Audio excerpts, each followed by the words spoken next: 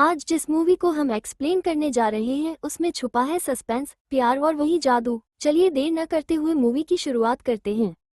Movie की शुरुआत होती है और हम क्लैरी को देखते हैं जो अपनी बुक पर एक अजीब सा निशान बना देती है। वही क्लैरी की मां जसलीन उस निशान को देखकर घबरा जाती है और अपने पति लुक को इस बारे में बताती है। वही वो कहती है कि उन्हें अब क्लैरी को सच्चाई बता देनी चाहिए।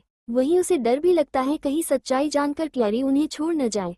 आगे क्लैरी अपने दोस्त साइमन को कॉल कर क्लब जाने की कहती है। अब थोड़ी ही देर में वो दोनों क्लब पहुंच जाते हैं जहां क्लैरी को कुछ अजीब लोग एक आदमी को मारते हुए दिखते हैं। हालांकि ये सब सिर्फ क्लैरी को ही दिखता है। अब वो चीख पड़ती है इतने अजीब अजीब जादुई हथियार देखकर। तभी सबको लगता है कि क्लैरी शायद दिमाग से बीमार है। वहीं उन अजीब लोगों में एक लड़का क्लैरी को गौर से देखने लगता है जैसे वो उसे सदियों से जानता हो। अब सुबह होती है और क्लैरी अपने कमरे में सैकड़ों निशान पाती है जो अजीब ही थे और उसने ही नींद में बनाए थे। अब वो कुछ नहीं समझ पाती है आखिर हो क्या रहा है। इसी बात को डिस्कस करने वो अपने दोस्त साइमन के पास जाती है, पर वो भी सुनकर अब क्लैरी को पागल समझता है। तभी वो लड़का क्लैरी को फिर से देखने लगता है, जिसके पास जाकर वो उसकी सच्चाई पूछती है आखिर ये चल क्या रहा है और वो खुद कौन है और ये सब क्लैरी को क्यों दिख रहा है। अब वो अपने बनाए निशान उसे दिखाकर पूछती है इसका क्या मतलब है, और वहीं उसी जैसा निशान उस लड़के के हाथ पर भी होता है। अब तो क्लैरी का सब टूट जाता है और वो उससे उसका नाम पूछती है, जो अपना नाम जेस बताता है और साथ ही कहता है इस दुनिया को वो साथ मिलकर बचाएंगे। क्लैरी को ये सब बकवास लगता है। अब इसी बीच क्लैरी का फोन बजने लगता है। उधर जसलीन होती है जो बताती है घर में कोई घुस आया है और वो जल्दी घर आए। ये सुनते ही क्लैरी फौरन वहां से भागकर घर पहुंचती है, जहां का नजारा देखकर वो दंग रह जाती है क्योंकि सब बिखरा पड़ा था। और थोड़ी ही देर में पीछे से एक अजीब जानवर क्लैरी पर हमला करता है, पर जेस आकर उसे अपनी जादुई तलवार से काट देता है। वहीं बेहोश क्लैरी को उठाता है। अब क्लैरी देर न करते हुए जेस के साथ एक नजूमी औरत डोरोथिया के पास पहुंचती है, जो दरवाजा खोलते ही आने की वजह पूछती है। अब क्लैरी हैरान रह जाती है कि डोरोथिया जेस को देख सकती थी। उसी समय जेस बताता है कि डोरोथिया एक चुड़ैल है। अब डोरोथिया क्लैरी को कुछ कार्ड छूने की कहती है। जैसे ही उसका हाथ कार्ड को टच होता है एक कप की तस्वीर दिखने लगती है। इसके साथ ही डोरोथिया क्लैरी को बताती है कि उसकी माँ कोई आम औरत नहीं है बल्कि अंधेरे की शिकारिन है और उसकी कुछ शक्तियाँ क्लैरी के अंदर भी हैं। अब ऊपर से कुछ आवाजें आने लगती हैं। वो जल्दी से भाग कर जाते हैं तो वहाँ साइमन होता है। अब वो तीनों मिलकर क्लैरी की माँ को ढूंढने निकल पड़ते हैं। अब उन्हें क्लैरी के बाप की एक जली हुई तस्वीर मिलती है।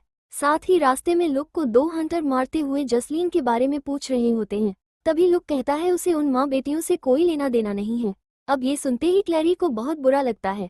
इससे जेस का गुस्सा बढ़ जाता है और वो हंटर्स को मारने लगता है, जिसका फायदा उठाकर लुक वहां से भाग जाता है। साथ ही क्लैरी और साइमन जेस को छोड़कर भाग जाते हैं। आगे दिखाते हैं कि भागते हुए क्लैरी और साइमन पर एक क्रिएचर हमला कर देता है। वो साइमन को मारने की वाला होता है कि जेस आकर उसका खात्मा कर देता है।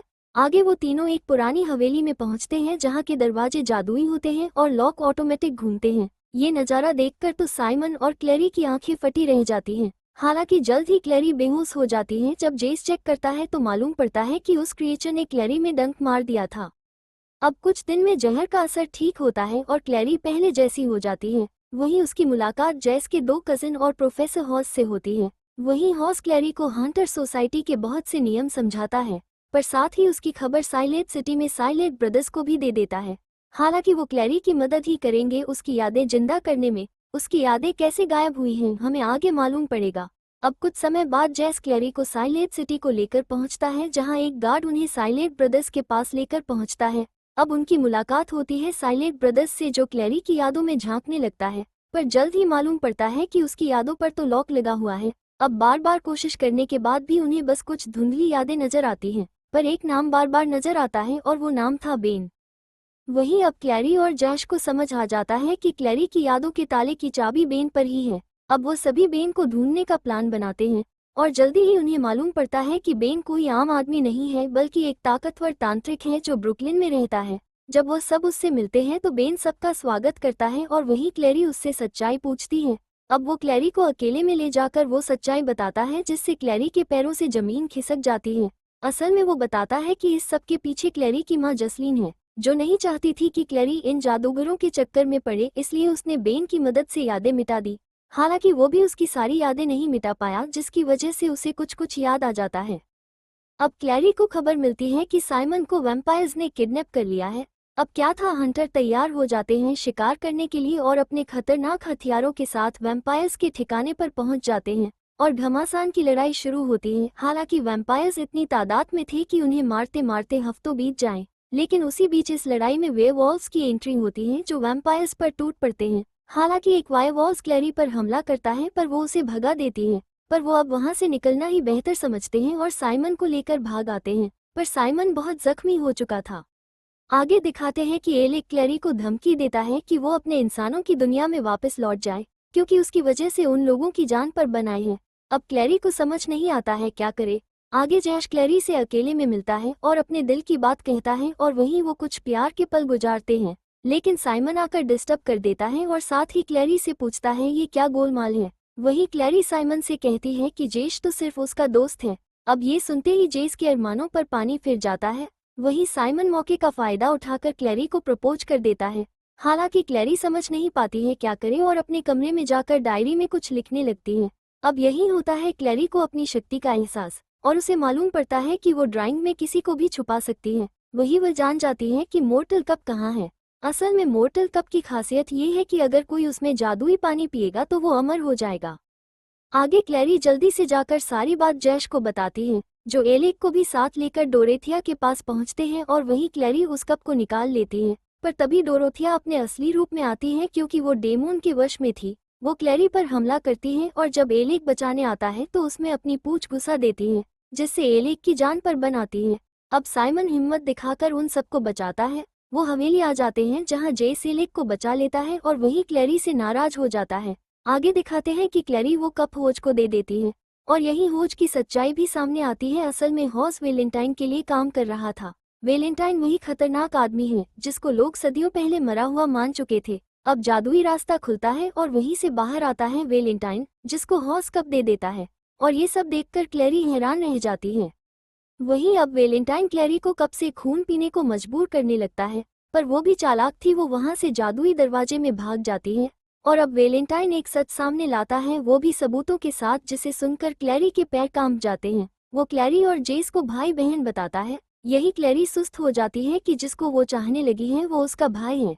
इसी बीच वो भागकर अपने बाप लुक के पास जाती है और एक और सच्चाई उसके सामने आती है कि लुक एक वायरवुल्फ है जो जसलीन और क्लैरी की हिफाजत के लिए उनके साथ था। यही लुक अपनी फौज बुलाकर हवेली पर हमला कर देता है। वहीं वेलेंटाइन भी अनगिनत डेमोन बुला लेता है और जोरदार लड़ाई शुरू हो जाती है।